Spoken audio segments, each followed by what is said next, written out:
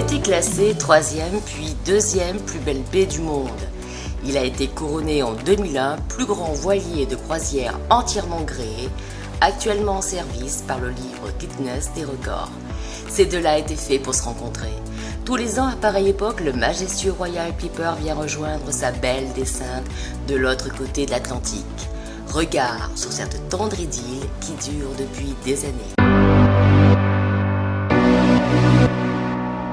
Réalisé par les chantiers polonais de Gdansk et mis en service en juillet 2000 par l'armateur M. Kraft, le Royal Clipper est le vaisseau amiral de la flotte de la compagnie monégasque Star Clippers, réplique du légendaire long courrier allemand Preußen au XIXe siècle. Pour les amoureux de la mer, le Royal Clipper semble renaître de l'âge d'or des grands gréements, sillonnant autrefois les mers du globe.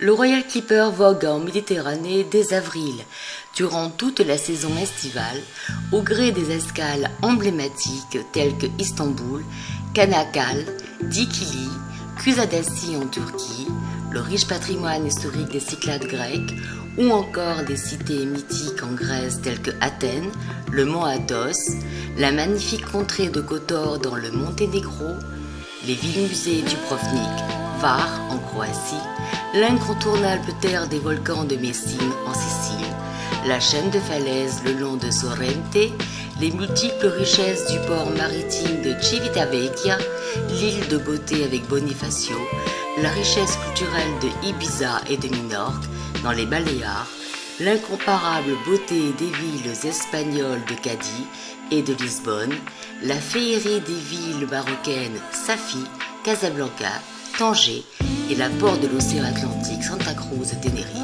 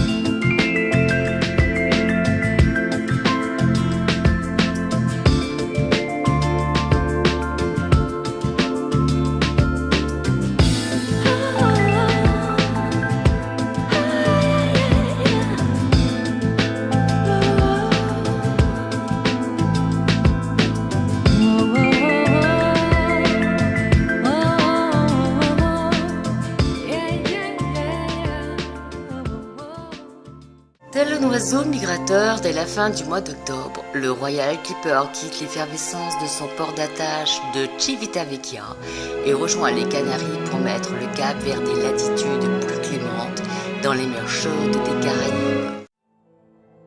La traversée de l'Atlantique par le Royal Clipper est pour nous l'occasion d'interroger son commandant. Le cadre somptueux dans lequel il nous reçoit, la bibliothèque du bord, pousse à la confidence et à la rêverie. I'm from Poland, and I am happy to be the captain of the biggest sailing ship of the world, Royal Clipper. I have started my career very early, at the age of 7, with a small dinghy, going outside on the lake. And of course, as a kid, I was dreaming that maybe one day I'll become the captain or will sail the big ships. So then slowly, I went in right direction, I would say, because during the academy time I finished Maritime Academy, and we had a training ship a full rig ship like this one. When I spent a lot of months just training on the maneuvering and to sail the ship on this size. And of course the normal sea carrier on the cargo ships and a lot of different port places on the world. But from 2006 I started my career on the sailing ship, first with cyclope cruises, and later on I went to the Star Clippers. But with the Star Clippers since 2008, my first of the vessel was the Starflyer in the French Polynesia, very nice area for sailing as well. The Royal Clipper is almost 2 times bigger than the Starflyer. We have here more than 5,000 square meters of the sail. It's really powerful, but the ship itself is big. It's 133 meters long, but and the draft 6 meters.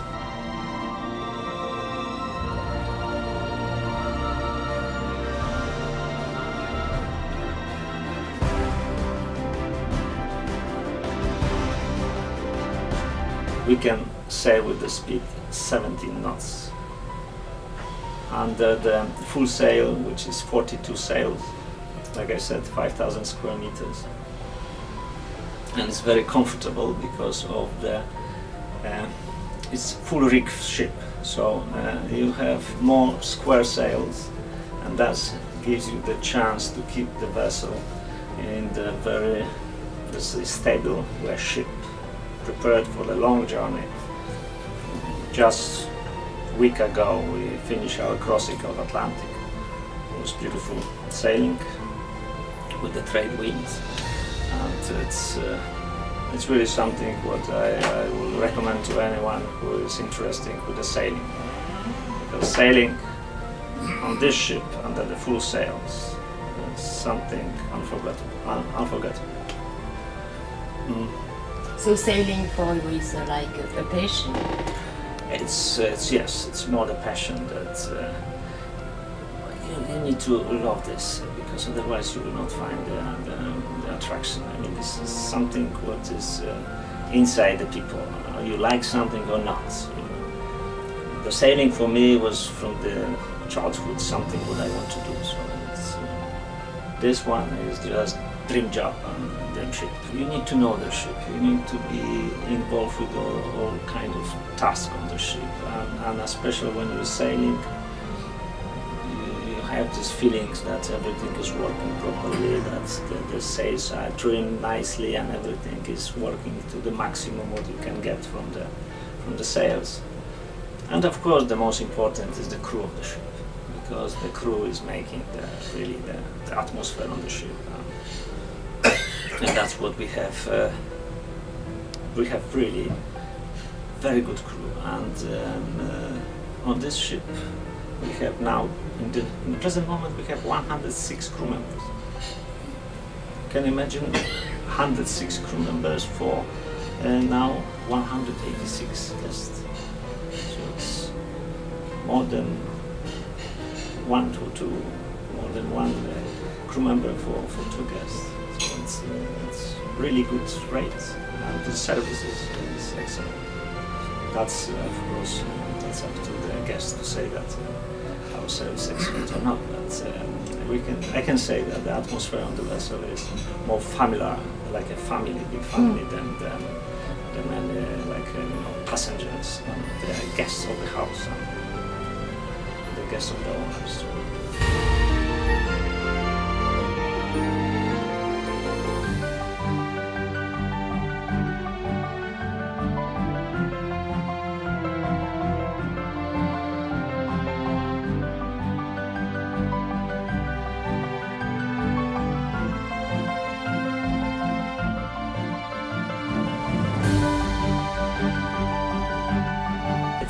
Official language and the working language on the ship is English language. That's the official language with all crew members in Guadeloupe. We are communicating in English language officially during the maneuvering, during the whole business, ship business. Major languages for this area when we are sailing, and the guests we have on board. So the German, French, English, and Spanish. Yes, there's always someone with the crew members or officers who are speaking these languages, so there's no problem for communication. Modern sailing ship, it will be for me multi-falcon. When you have the sails coming out from the mast and the whole mast moving around the post. But we are a traditional sailing ship. Although we have the rollers inside the yacht, which allowed us to take the sails very quickly and to reduce the amount of the crew needed for setting the sails. That is very important because you see, to set 5,000 square meters of the sails in the normal ship, you will have the traditional ship. You will need, let's say, more or less 20 men on each mast to do this proper way and fast, like it's on the training ship.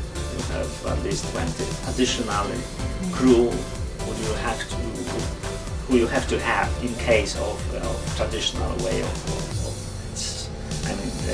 setting the sails and keeping the sails on. So these rollers inside the yacht, it's just first of all speeding up the job of the setting, taking in the sails, and additionally protecting the sails itself from the sun, because the sails are destroyed mainly by the sun. So but yes, we are traditional sailing ship, I would say. Small help of the hydraulic motors. It's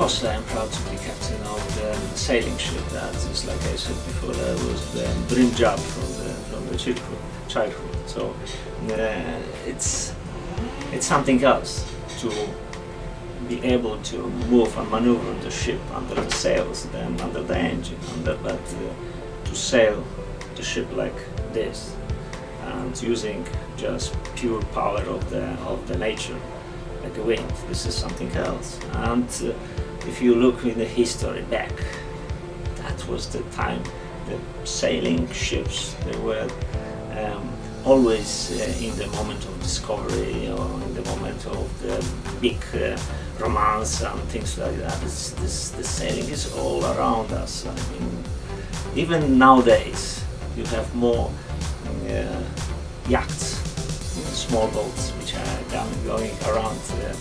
The people are attracted by them, and so to have this kind of ship, it's really something unique. To sail on it completely, I'm happy completely with that. That's a dream job.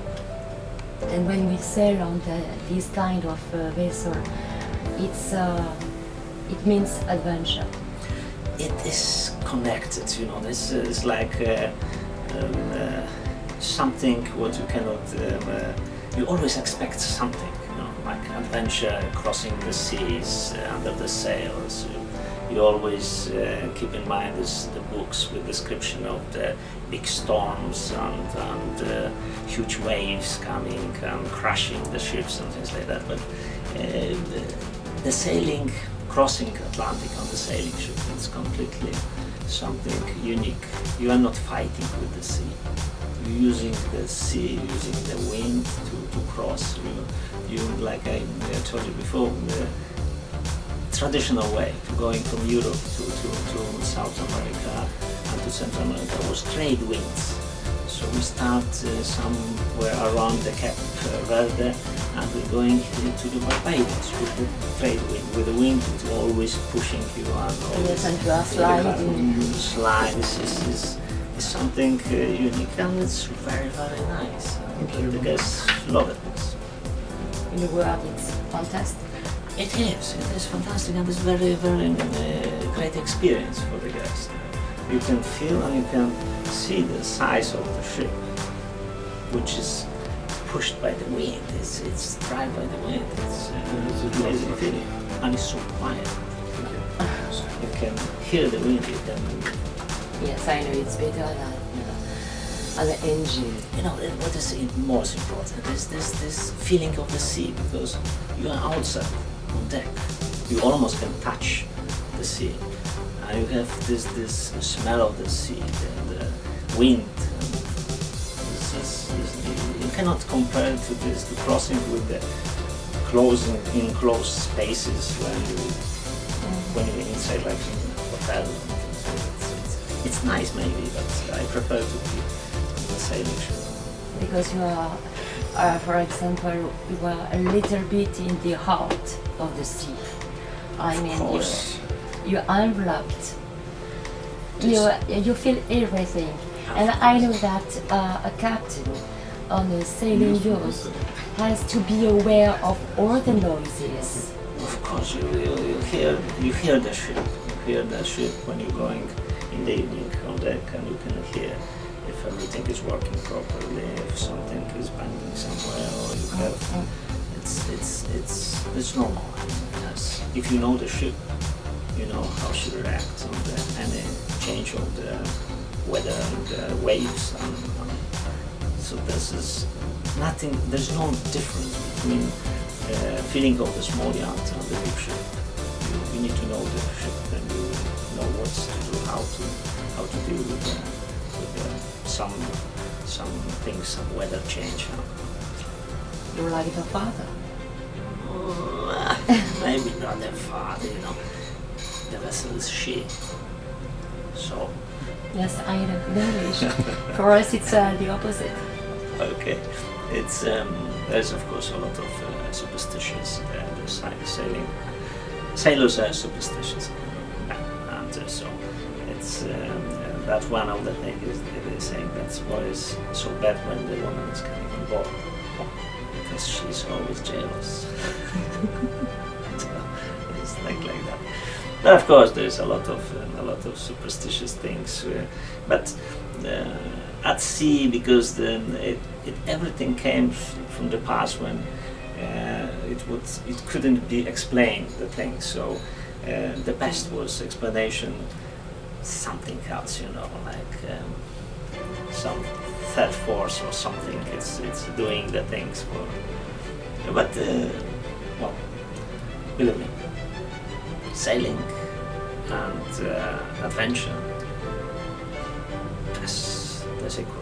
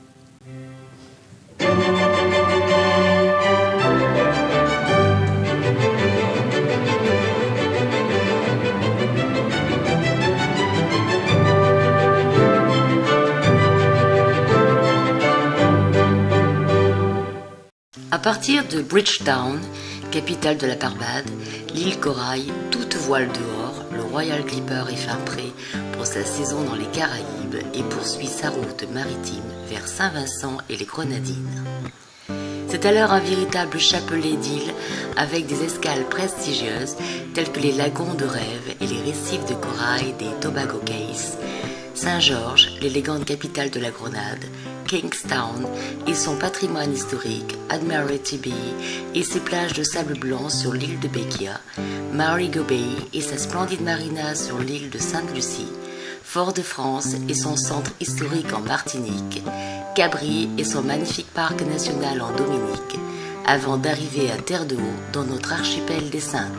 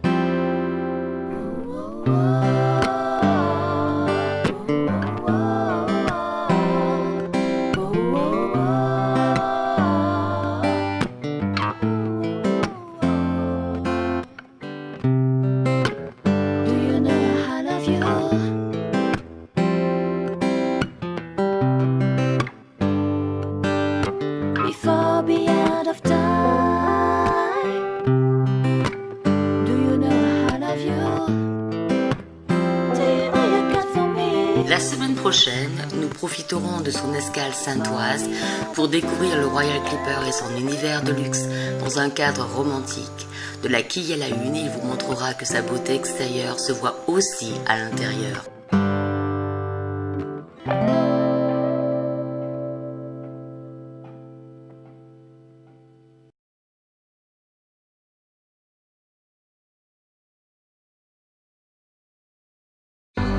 Merci pour votre fidélité. En attendant la prochaine édition, retrouvez-nous sur les réseaux sociaux. Un seul nom, lessaintresa.fr. À la semaine prochaine. Et n'oubliez pas d'ici là, restez curieux.